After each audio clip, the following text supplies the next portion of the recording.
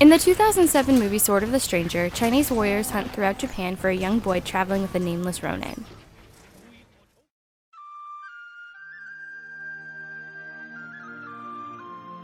Kotaro is an orphaned boy who spent a great deal of his childhood in China. He's a snot-nosed brat and is overwhelmingly unlikable. This proves to be a problem, seeing as the entire point of the movie is to save him from falling into the Chinese warriors' hands.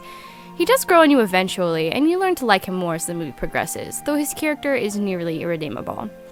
No Name is an exceptionally likable character. They could, and should, have dove deeper into his history. They leave a tremendous amount of his past up to interpretation, which prevents the audience from connecting to and feeling for him as much as desired. Dobimaru is Kotaro's beloved pet. He's loyal and acts very little like an actual dog. He's surprisingly important for the progression of the story, and you fall in love with him, often caring for him much more than his owner. Luo Long is Sword of the Stranger's main antagonist. He's a foreigner with blonde hair and blue eyes working for the Ming Emperor. He maintains little loyalty to the Emperor, but instead strives to find samurai as gifted as himself so as to challenge him. He shows limited emotion and does tend to feel somewhat hollow as a character, but serves his purpose well. Similar to No Name, the lack of backstory leaves much to be desired.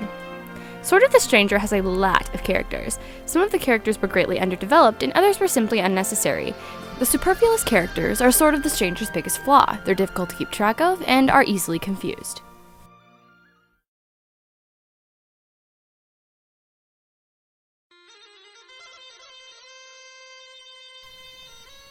The plot is relatively predictable. Kotaro, while fleeing from the Ming warriors, meets No Name, and No Name, despite Kotaro's nature, decides to accompany the boy to his destination in order to protect him. While on their journey, the two grow closer and slowly reveal aspects of their pasts. Kotaro grows to trust No Name, and his character shows development because of it. The ending of the movie is nothing spectacular, though there are enough wonderful moments of spontaneity that the movie never becomes dull. Sword of the Stranger has several side stories that muddy the plot. One such plot is the Chinese warrior's seemingly magical pill, which allows them to feel no pain.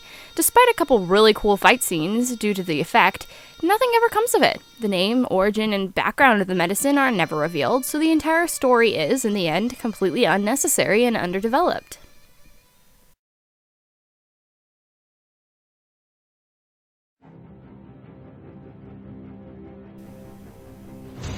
As is expected from a motion picture, the animation is wonderfully done. The color palette is filled with dull gray hues, which surprisingly fit well into the realistic ancient Japanese winter it portrays.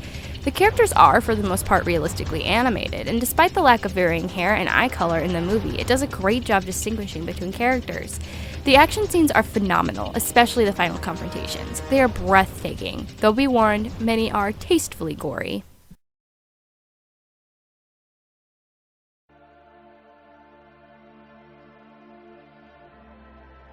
Sword of the Stranger uses both Japanese and Chinese dialects, which had the potential to give it an authentic feel. However, the use of Chinese is rare, and many times it is not used in situations where it would be most reasonable, like when the Chinese warriors are talking amongst themselves.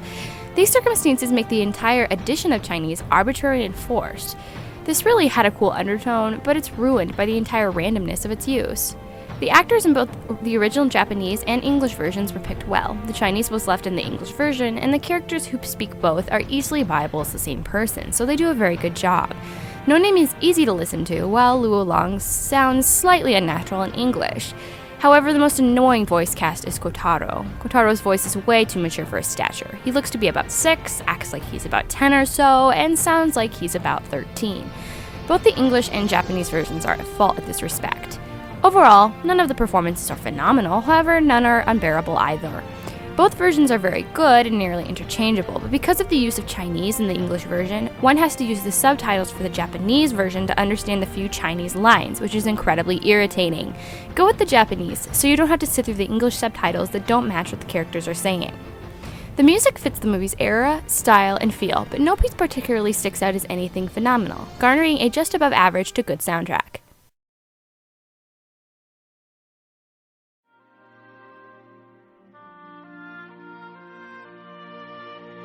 Overall, Sword of the Stranger is a solid movie with flawless action and a touching, though overall predictable story. B+.